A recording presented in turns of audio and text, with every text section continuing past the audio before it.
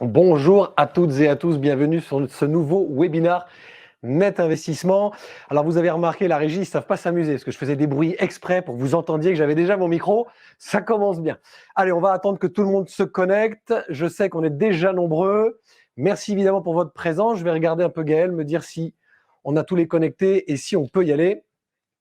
C'est bon. Allez, aujourd'hui, dans ce nouveau webinaire, nous allons parler, comme vous vous en doutez, d'immobilier. Pour ceux qui ne me connaissent pas, je suis Stéphane Van Nuffel, je suis le cofondateur de netinvestissement.fr et également directeur général de l'IMO. L'IMO, c'est une marketplace de solutions immobilières à destination des professionnels du patrimoine, comme Net Investissement, justement. Allez, avant d'entrer dans le vif du sujet, je souhaitais vous présenter toute l'équipe qui a participé à ce webinaire. Je pense donc à Jimmy, qui est à la régie actuellement, qui n'a donc pas d'humour, vous l'avez compris, à Manon et Sébastien, qui vous ont envoyé tous les emails d'invitation et de relance, et à Gaël qui posera toutes vos questions en direct. En parlant de modération, Gaël, peux-tu nous expliquer comment tous nos invités peuvent participer au webinaire, s'il te plaît? Bonjour à tous et bienvenue. Donc vous avez à disposition un espace chat où vous pouvez nous faire part de tous vos commentaires, un espace questions-réponses où vous pouvez déposer toutes vos questions et Stéphane y répondra en direct, et un espace sondage qui sera activé au cours du webinaire. Donc j'en profite aussi pour vous dire que le webinaire sera en replay. Merci beaucoup Gaël, j'attends donc vos questions. Bon, avant de débuter, je pense que vous commencez à nous connaître un peu. On aime sortir de l'ordinaire et surtout, on aime vous proposer un webinaire différent. Alors attention, accrochez-vous. C'est parti. Oh Einstein, merci papa. Dis papa, c'est quoi un investissement immobilier? Il faut dormir maintenant. Papa, mais c'est quoi un investissement immobilier? Non, mais là, c'est l'heure de dormir, vraiment. Bon papa, comment on fait les bébés? Alors, l'investissement immobilier, c'est quand tu as de l'argent dans ta tirelire et que tu veux acheter une maison ou un appartement pour mettre une famille comme la nôtre dedans. Ah, je comprends pas tout là. Oh, mais c'est normal, je vais mieux t'expliquer. Bon, allez, c'est bon, j'ai mis Marlène McFly, ma fille, au lit, donc me voilà disponible pour vous expliquer comment l'immobilier d'aujourd'hui, ce que c'est vraiment, et comment vous pouvez d'ores et déjà investir dans la pierre. Bon, je vais quand même enlever la doudoune, parce que quand il fait chaud dans le studio, c'est pas tout ça. Allez hop, effet spécial.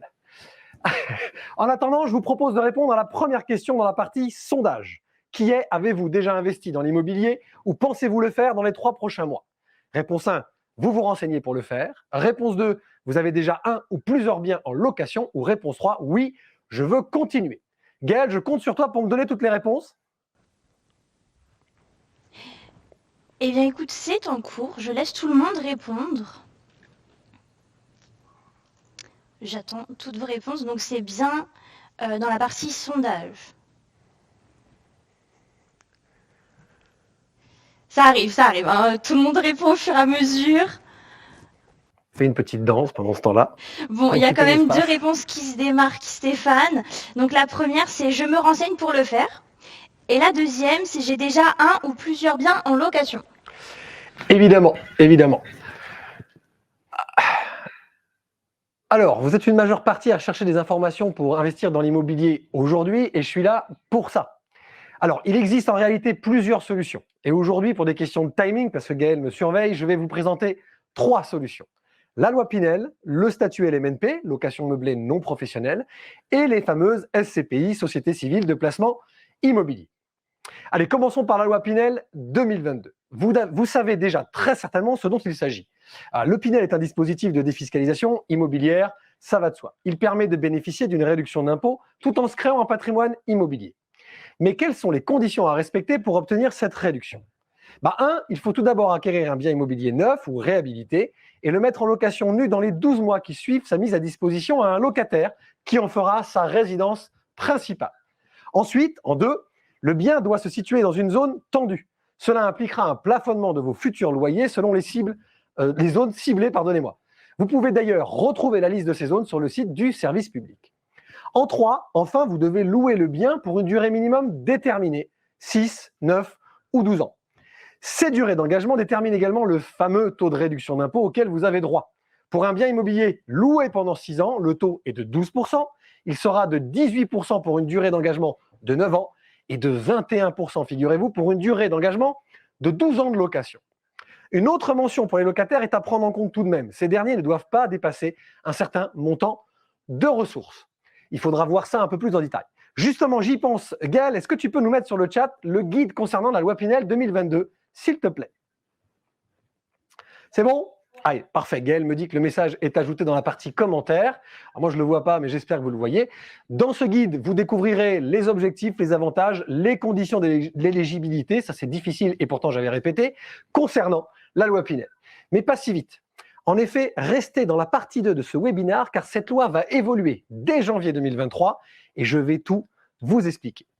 Allez, passons maintenant à une deuxième solution d'investissement immobilier disponible à ce jour, la location meublée non professionnelle, autrement dit le statut LMNP. Le LMNP est un statut qui vous permet d'investir dans de l'immobilier en mettant à disposition de votre locataire une prestation meublée. Mais surtout, pour vous, investisseurs, ce statut vous offre la possibilité d'investir dans une résidence de service, comme une résidence étudiante, une résidence de tourisme ou d'affaires, ou encore une résidence senior. Il permet également d'investir dans les EHPAD, les établissements d'hébergement pour personnes âgées dépendantes. Il s'agit donc pour vous d'acquérir un bien immobilier dans une résidence gérée par un exploitant et celui-ci a la charge de le meubler et de le mettre en location. Ainsi, une fois loué meublé, vous percevez tous les mois le loyer, ce qui vous confère un revenu supplémentaire. C'est la principale différence entre un bien immobilier loué de façon classique et un bien loué en LMNP. Au moment de la signature du compromis de vente ou de la promesse de vente, vous devrez également signer un bail commercial qui est la pierre angulaire de votre investissement.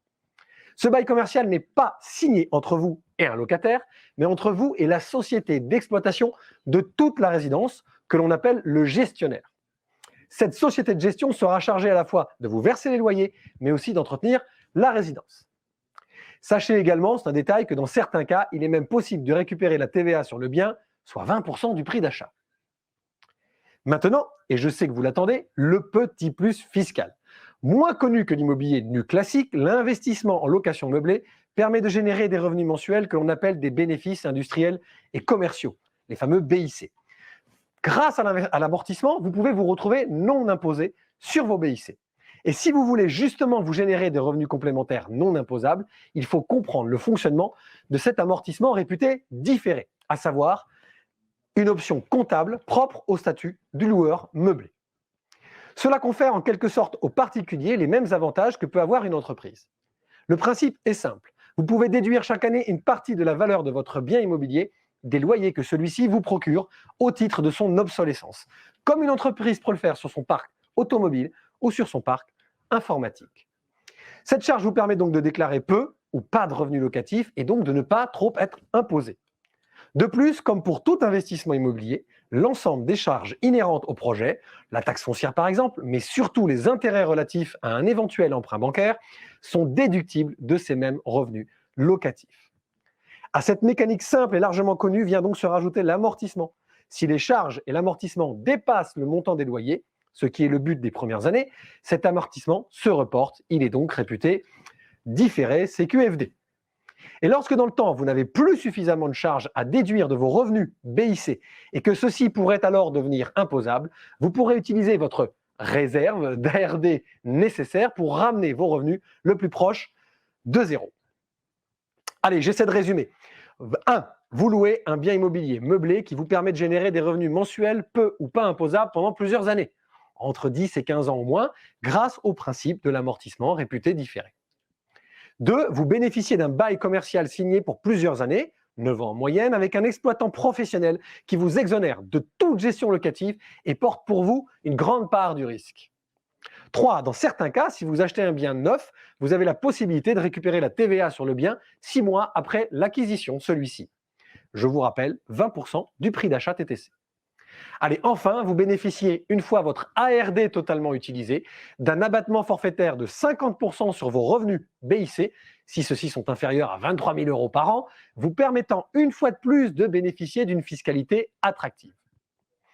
Je ne suis pas sûr que tout le monde me suit, c'est bon. Si vous avez des questions, vous n'hésitez pas évidemment à les poser dans l'espace dédié, j'y répondrai tout à l'heure. Allez, voici la dernière solution que je souhaitais vous présenter aujourd'hui, les SCPI. C'est un produit qu'on aime beaucoup chez Net Investissement et que vous connaissez forcément. Avant d'aller plus loin, il faut connaître la différence entre les SCPI de rendement et les SCPI fiscales. Les SCPI de rendement acquièrent et mettent en location un parc immobilier professionnel. Il peut s'agir de bureaux, de commerces, de centres commerciaux, de murs de supermarchés urbains, de murs de crèches, de murs de cliniques ou d'EHPAD. Ces baux professionnels sécurisés dans le temps, en général 3, 6 ou 9 ans, et le taux d'occupation moyen de ces locaux, autour de 90%, permettent à cette classe d'actifs de proposer de belles performances tout en assurant la trésorerie de la SCPI. Ces solutions, par exemple, ont offert un rendement annuel moyen de 4,45 en 2021.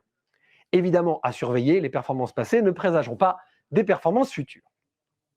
Les SCPI fiscales proposent des rendements locatifs divergents selon le dispositif d'incitation fiscale sur lequel elles s'appuient, elles. En effet, investir dans de l'immobilier neuf, par exemple les SCPI Pinel, dans de l'immobilier réhabilité, les SCPI de déficit foncier, ou dans l'immobilier réhabilité en secteur sauvegardé avec les SCPI Malraux, n'offrent pas les mêmes perspectives de rentabilité que les SCPI de rendement. Les biens concernés ne se louent pas de la même façon et dans les mêmes conditions.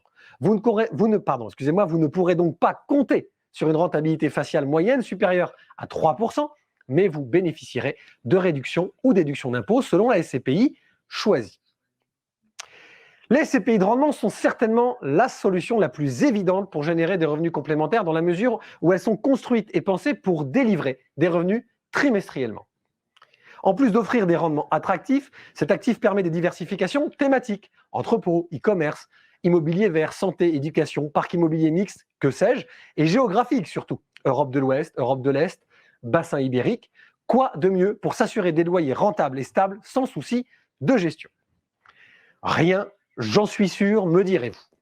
Mais attention toutefois à la fiscalité. En effet, une SCPI, en particulier de rendement, peut dégager 4 types de revenus. Des loyers, de la plus-value sur vente d'actifs du parc immobilier de la société, plus-value générée par la revente de vos parts et les revenus financiers issus de la trésorerie de la SCPI. Bon, soyez pas apeurés en soi, c'est plutôt simple. Nous avons d'ailleurs sorti un guide complet sur la fiscalité des SCPI. Gaël vous l'ajoute, j'en suis sûr, dans l'espace commentaire pendant que je suis en train de vous en parler. Et si le talon d'Achille des SCPI est la fiscalité, vous saurez en lisant le guide que plusieurs moyens existent pour atténuer cet effet confiscatoire. Mais pour cela, il faut être accompagné, car le choix du dispositif est intimement lié à une connaissance technique parfaite de votre situation, ainsi qu'un savoir-faire avéré dans le choix des différents véhicules d'investissement. Retenons tout de même que posséder des parts de SCPI, c'est avant tout posséder de manière indirecte de l'immobilier qui n'est pas accessible à un particulier seul, et ce, sans avoir à vous soucier de la gestion.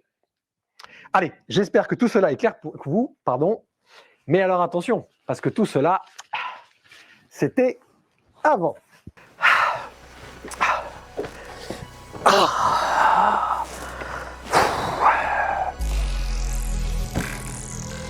Doc, nom de Zeus, Marty, je reviens du futur. Ok. Marty, ils ont des maisons qui n'existent pas dans un monde virtuel. Et les autres ne sont plus des passoires. Des passoires? Mais oui, ils ont rénové toutes les passoires thermiques. Allez, viens, je te montre. Nom de Zeus, qu'est-ce qui fait chaud? Bon, alors évidemment, vous avez compris, sinon c'est pas drôle. D'abord, effet spécial et surtout, petit effet technique qui nous met un peu dans des difficultés. J'avais quelques points pour pouvoir suivre un peu tout ça. Bon, je vais enlever cette perruque évidemment parce que je suis ridicule. Gaël, pendant que j'enlève tout ça, est-ce qu'on a déjà quelques questions sur cette première partie de Marty? Alors oui, effectivement, on a 2 questions et on en a une aussi sur les réseaux. Oui, enlève ta perruque parce qu'il a l'air de faire hyper chaud. Alors, je vais afficher la question de Wolfgang, donc déjà très beau prénom. Il nous demande: que pensez-vous de la loi COSSE, C-O-S-S-E, c'est-à-dire loc avantage? Est-ce que tu peux nous dire ce que tu en penses, Stéphane, s'il te plaît? Écoute, alors j'essaie de me remettre un peu parce qu'il fait extrêmement chaud. C'est une loi en fait de défiscalisation qui avait comme avantage d'être extrêmement sociale. Donc c'est en fait une espèce de loi Pinel qui avait des avantages supplémentaires à partir du moment où vous louiez des loyers encore plus plafonnés et surtout des revenus de votre locataire qui étaient encore plus encadrés. Donc c'est une loi qu'on n'a pas forcément beaucoup conseillée sur Net Investissement parce qu'elle était extrêmement contraignante, Gaël. Ok, merci. Il y a une autre question de la part de... Alors, j'ai peur d'écorcher le nom. Eledi. Désolée si j'écorche ton nom. Donc, c'est avantage fiscal. Uniquement, uniquement si on a des revenus en France imposables en France, est-ce que c'est correct de dire ça comme ça? Évidemment, parce que sinon, ça serait trop beau. Si vous n'avez pas de déclaration fiscale et surtout vous n'avez pas d'imposition en France, vous n'aurez pas le droit, en particulier sur les dispositifs dont je viens de parler, de réduction fiscale, puisqu'il faut être résident fiscal français. Ok, on va faire une dernière question. Alors, je les enlève de l'écran. Donc, on a une dernière question de la part de Luigi. Luigi nous demande, avec l'inflation, les tranches de l'IFI vont-elles évoluer? C'est toute la question qu'on peut se poser, parce que d'abord, on avait fait un journal des net investisseurs pour ceux qui nous suivent régulièrement sur la notion d'IFI et potentiellement un retour de l'ancienne ISF. Luigi, je ne peux pas vous répondre parce que la loi de finances sera forcément modifiée au début de l'année. Pour l'instant, en tout cas, ça n'est pas le cas, mais il y a quand même de grandes chances, en particulier sur les actifs immobiliers, puisqu'aujourd'hui, l'impôt sur la fortune est sur les actifs immobiliers. Ceux-ci se revalorisant, il pourrait y avoir un risque, mais je ne veux pas me faire l'oiseau de mauvais augure. Ok, et bah écoute, on peut continuer si tu veux. C'est parti. Parfait, maintenant je me suis un peu remis et j'ai hyper chaud parce que on a fait un truc, voilà, ça a quand même été un gros effet technique. On va parler maintenant de l'immobilier du futur parce qu'en fait c'était ce que vous veniez chercher, mais c'est pas tellement l'immobilier du futur en réalité, puisqu'en fait figurez-vous qu'on est déjà dedans. Allez, j'ai une petite question à vous poser dans la partie sondage. Comment justement imaginez-vous l'immobilier de demain? On va attendre un peu, je vous laisse répondre. Ouais, alors Je vais en profiter pour reboire un petit peu parce que, évidemment, là, je parle beaucoup. Alors, on a plusieurs. Alors, je laisse les gens répondre. Donc, c'est bien dans la partie sondage. Tout en bas, vous avez plusieurs onglets, je le répète. On a quelques réponses déjà. Alors, les réponses sont un peu longues. Du coup, je laisse tout le monde les lire. Comme réponse, on a bien sûr, on aura tous des habitats éco-responsables, on aura tous un casque VR, on vivra dans le métaverse. Bon, ça, on y est, hein, ça y est, Oui. c'est parti. On vivra tous dans des passoires thermiques ou encore nos habitats seront tous construits en hauteur comme dans les films. Là, j'imagine encore les films comme Matrix, tous ces films-là. 5e élément. Ouais. Et là, on a quand même une majorité de personnes qui disent qu'on aura tous des habitats éco-responsables. Ça grimpe encore sur cette réponse-là. Ça, c'est plutôt bien. Bon, allez, je vois, on va se dire que les réponses sont intéressantes. On va regarder en fin de ce webinaire pour répondre à des questions plus précisément. Mais en tout cas, cela reflète grosso modo bien ce qui va se passer. Alors, je vais commencer par le futur proche, d'accord? On va reparler, comme je vous le disais, du Pinel Plus, c'est-à-dire le nouveau Pinel. Alors, vous allez de plus en plus en entendre parler si ce n'est pas déjà fait. Le Super Pinel, comme il est appelé parfois, est une nouvelle version du dispositif dont je vous parlais en première partie. En effet, la loi va évoluer, notamment de nouvelles règles de surface et surtout de performance énergétique y sont intégrées. Cela concerne les logements achetés en 2023 et ou 2024. Après, on verra. Sachez que ces règles conditionnent le maintien des taux de réduction d'impôt pour les investisseurs qui destinent ces logements à la location. Si le logement ne respecte pas les critères du nouveau dispositif Pinel Plus, alors les taux de réduction d'impôt seront progressivement réduits, 2023 puis 2024. Soyez donc attentifs à la suite si vous souhaitez investir en loi Pinel Plus, tout en bénéficiant des avantages fiscaux de la loi Pinel 2022. Alors attention, tenez-vous bien, voici les 6 règles à respecter pour ce nouveau Pinel Plus. 1. Vous devrez acquérir un bien neuf situé dans les quartiers prioritaires de la politique de la ville ou bien situé dans une zone Pinel respectant un niveau de qualité de vie et de performance énergétique et environnementale supérieur à la réglementation. Il faudra regarder dans le détail. 2. Vous devrez mettre en location un bien dont la surface minimale habitable correspond à ceci. 28 mètres carrés pour un T1, donc une pièce, 45 mètres carrés pour un T2, 62 mètres carrés pour un T3, 79 mètres carrés pour un T4, 96 mètres carrés pour un T5. En 3, les logements Pinel Plus devront également bénéficier d'un espace extérieur privatif comme un balcon, une terrasse ou un jardinet, et cela allant de 3 à 9 mètres carrés suivant la surface du bien que vous avez choisi. Ça, c'est un petit résidu des différents confinements que nous avons vécus. En 4, notez également que les surfaces supérieures au T3 devront avoir 2 façades d'orientation différentes.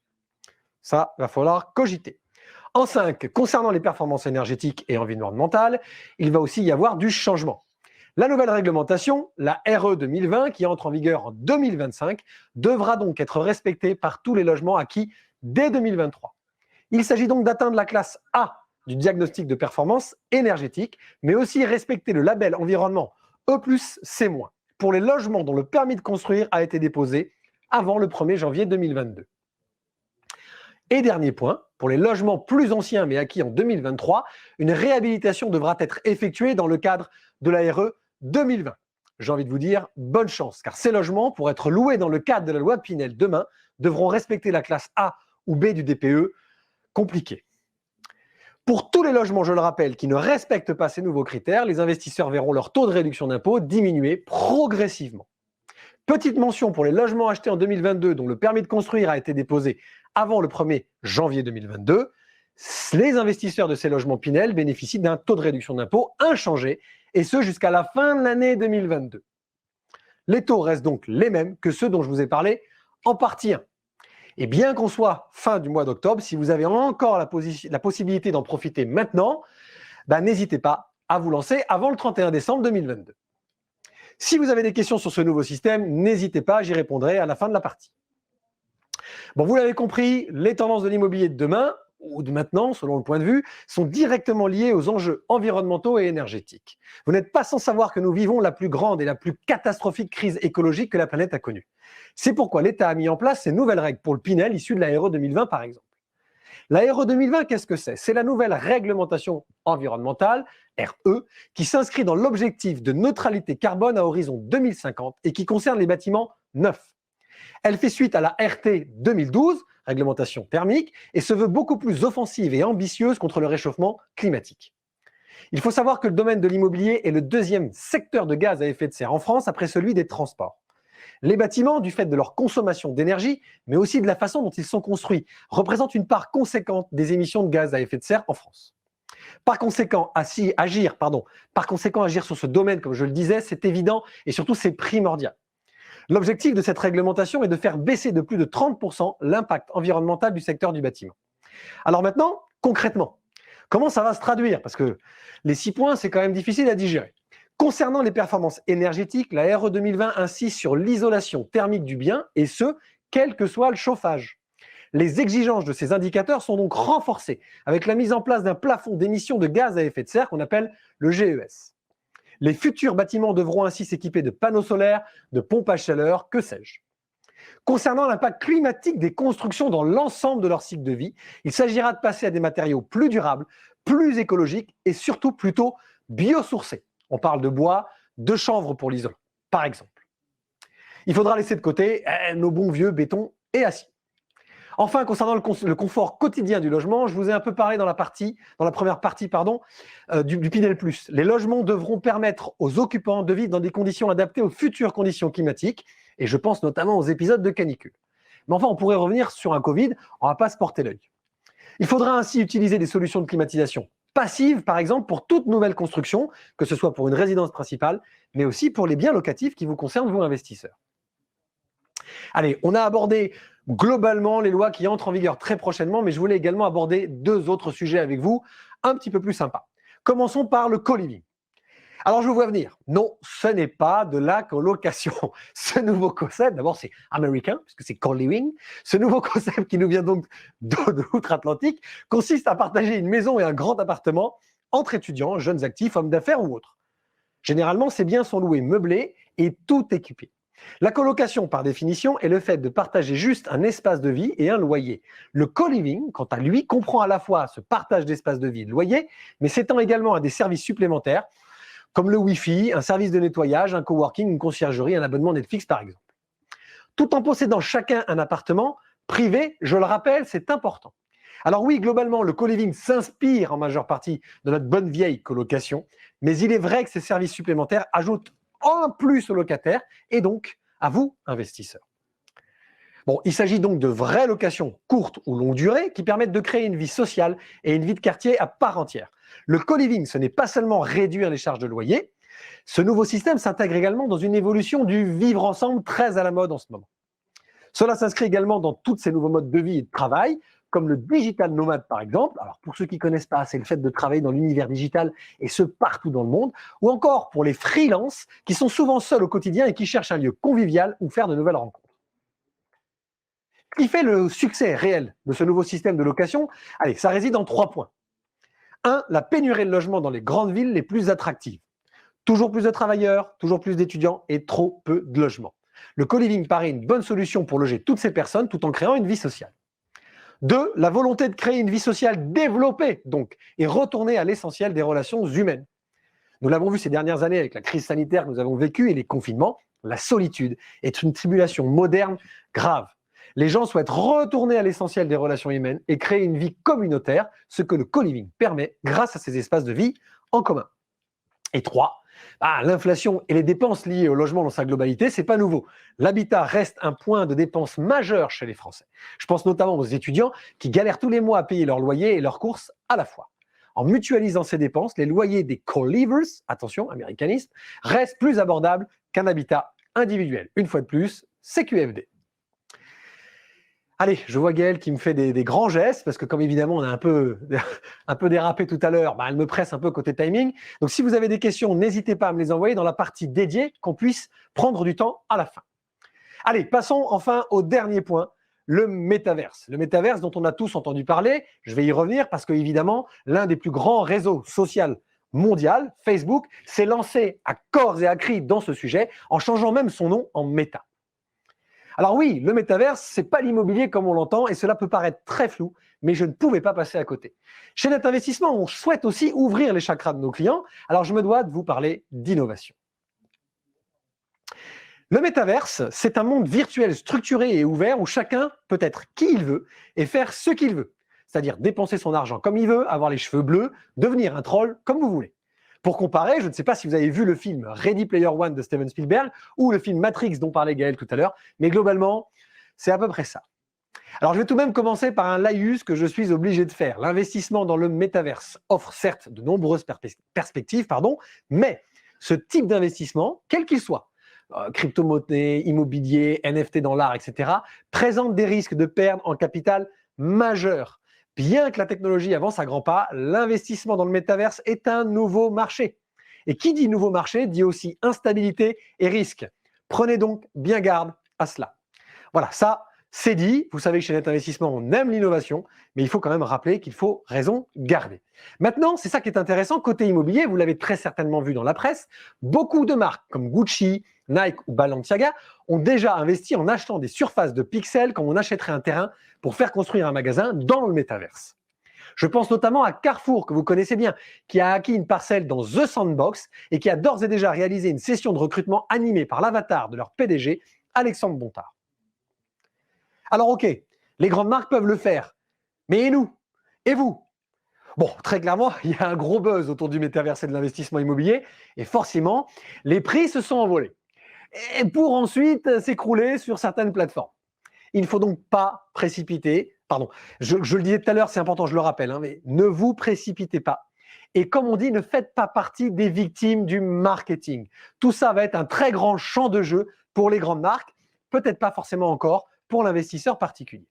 Le mieux, c'est peut-être d'attendre une correction de prix, de rester en éveil si ce type d'investissement vous intéresse, et surtout, de vous renseigner au maximum.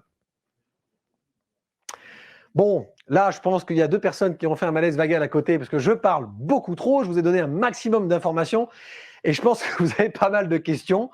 Alors, la parole est à vous. Gaëlle? Alors, on a quelques questions, effectivement. Et en fait, on va commencer par une question qu'on nous a posée sur YouTube, parce que nous sommes aussi en direct sur YouTube. Donc, bonjour à tous nos abonnés sur YouTube. Donc, on a une question de David qui nous demande « Investissement LMNP, et tu vas rigoler Stéphane, avez-vous des partenaires avec qui il serait possible d'investir ?» Alors, c'est difficile parce que je vais vous répondre, David, évidemment. Je vais commencer par dire que c'est difficile parce que on ne se connaît pas et évidemment, vous donner un conseil comme ça, c'est toujours un peu compliqué, il faut faire attention. Nous avons choisi, c'est Net Investissement, lorsque l'on fait de la location meublée non professionnelle, de travailler principalement avec des exploitants de résidences gérées avec service. Donc forcément, il faut passer par des partenaires plateformes spécialisées parce que ce n'est pas un métier qui s'improvise. Donc aujourd'hui, je vais vous en citer, on va dire deux avec qui on travaille beaucoup. Il y en a un premier qui s'appelle Immobilier Exécutive, qui est donc un spécialiste de l'achat de chambres meublées et donc de la revente avec tout le cadre juridique et fiscal dont je vous ai parlé tout à l'heure à des particuliers. Donc nous, on s'inspire de leur stock, on leur donne votre cahier des charges et Immobilier Exécutif va chercher le produit pour vous. Puis l'autre partenaire qui s'appelle le Revenu Pierre, partenaire historique de Net Investissement, qui lui a des accords avec de nombreux exploitants et qui régulièrement met à jour un stock de chambres étudiantes, de chambres hôtelières, d'EHPAD, de chambres seniors, pour qu'on puisse nous aller stock piquer pour vous le produit adapté en durée, en montant, neuf, ancien, etc. et qui nous permet d'avoir constamment un stock supplémentaire et suffisant pour nos nets investisseurs. J'espère avoir répondu à votre question, David. Alors, on a une autre question de Guillaume, cette fois-ci, qui est: on voit l'émergence de biens immobiliers tokenisés, un vecteur d'investissement à considérer avec précaution pour diversifier ou à fuir. Alors, comme nous sommes en direct, je suis un peu pris au dépourvu par votre question, je vais vous dire pourquoi.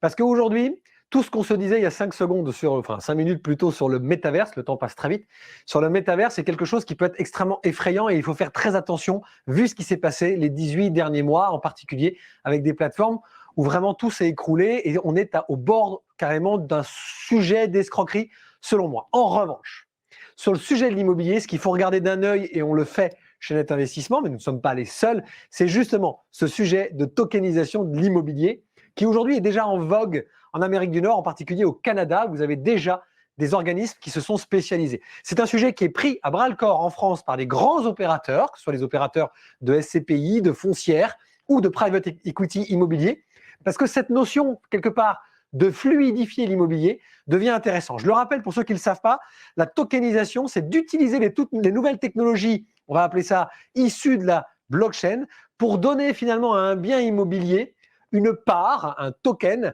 qui va le rendre beaucoup plus fluide dans ses échanges. Si vous achetez un bien tout seul ou au travers d'une SCI, vous avez quand même une batterie de juridiques, notaires, etc. pour faire une transaction entre vos parts et celle de votre cousin ou de votre voisin si vous êtes dans une SCI familiale.